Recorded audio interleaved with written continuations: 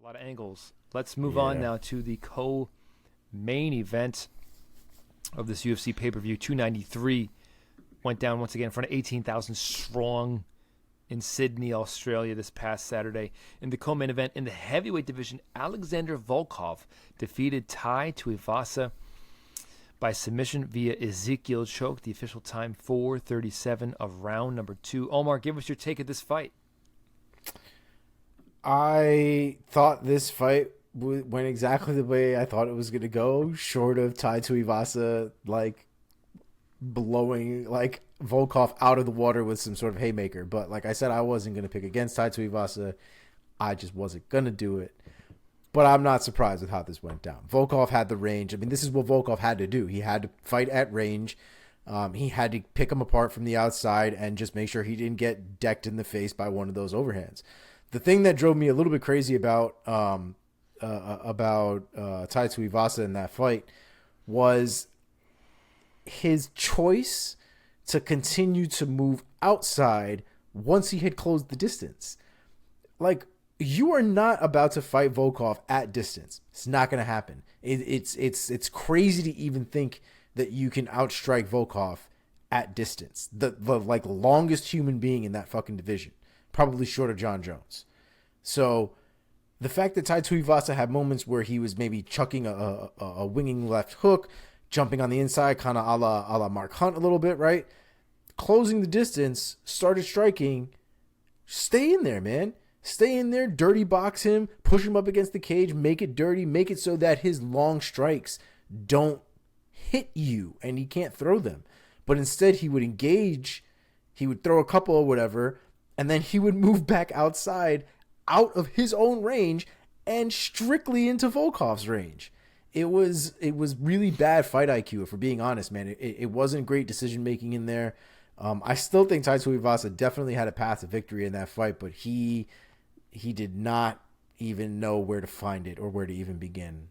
So it was a rough watch in that sense, but Volkov had a great performance and another one on his belt, man. Mark? I think he was a little tentative to stay there because he didn't want to get clinched because he was afraid he'd get taken down. But he did anyway. Yeah, I don't disagree with your point, though. Yeah. But I do agree that this looked, more or less how we had envisioned it. Not that we foresaw the Ezekiel choke. I didn't even know you were allowed to try those if you're not Alexei Oleinik. But he shouted out Alexei Oleinik for teaching it to him. I don't know if you heard that in the interview. But yeah, man, Tai, he battled. He certainly found some small moments of success. He ate damage and pushed through. He did what Tai does, but generally he had a hard time dealing with the range that Volkov presents, specifically the kicks, as we kind of predicted. And he's great at cutting guys off and stepping in, and he came close a few times to setting something up, but Volkov is just really dialed in right now. Like, it really seems like Alexander Volkov is in the best form of his entire career, and I know it seems like he's older because we've been watching him forever because of his time in Bellator, and we have, but he debuted in Bellator when he was 23 years old. Like, he's only 34 right now, so for a heavyweight, it actually kind of makes sense that we're seeing a man that looks like he's in his prime. So, he looks great. He was on all night. He was on defensively. He was really effective with the kicks. He hurt Tai a bunch of times, and then the grappling was just dominant. So, he's been turned back by the elite at a time. A few of these guys that he's had a shot against in his UFC career thus far, but I think now he's at a point where he is reascended, and he's going to have to get another shot at one of these top dudes. His only 4 losses in the UFC are against, going backwards, Tom Aspinall, Cyril Gane, Curtis Blades, and in 2018, Derek Lewis. Yeah, So and he was 2018 Derek Lewis until he was got a little bit of a caught. different The Gane creature fight than he was is competitive. today. Yeah, it was. That was a decision. That was the decision, and Curtis Blades was the decision. And he was beating Derek Lewis, by the way, back in 2018. I remember that fight very, very vividly. Yep. He got I was caught and there, finished dog. Very end. You were in Vegas? That was the McGregor Khabib card. I was there for that madness. Wow. You were at McGregor Khabib? Yeah. Wow, I didn't remember that. Yep. Me and the wife, because it was actually coincided with the wife's birthday weekend. Wow. So or birthday week, I should say. Her birthday was like on a Wednesday or some Going shit. to Vegas, baby. That's exactly what we did. We went to Vegas. We got a really nice, like a little sexy suite, jacuzzi, balcony, and we made a little thing of it. It was nice. Actually, I don't think we got a balcony for that one. Yeah, good That times. Volkov win was when Derek Lewis was like in Derek Lewis form and was just ending everybody. And that was the final fight that led him into his title shot against Cormier. Yep. Which I was also at. Damn, man. That was in New York. Yes, it was. We bought those tickets last minute. We didn't even plan to go, but they were super cheap and we got floor seats. So I was like, fuck it, let's do it. Cool, Wow. man. Yeah. Okay, let's talk about what's next for Alexander Volkov. Mark, what do you think? So weak answer, but I don't think there is a clear answer right now. I think he's going to need to wait and see how some of these fights above him shake out because we have Bo and Stipe. See what happens there.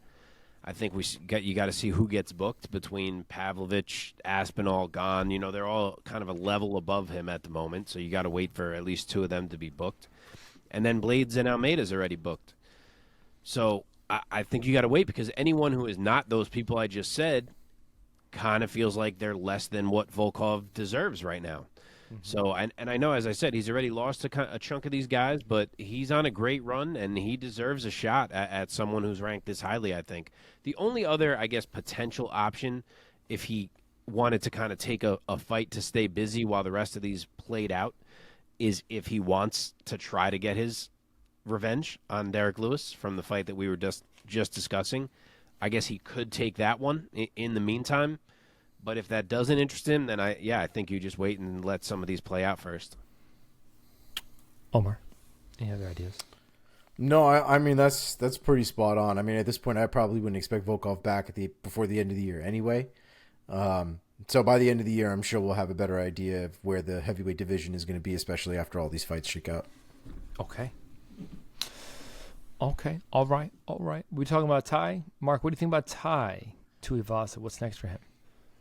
I mean, my man's lost 3 in a row now. He's been finished 3 in a row. I think he's great. at the point where you book him against someone that you fully expect him to knock out, and you make sure that he can do that.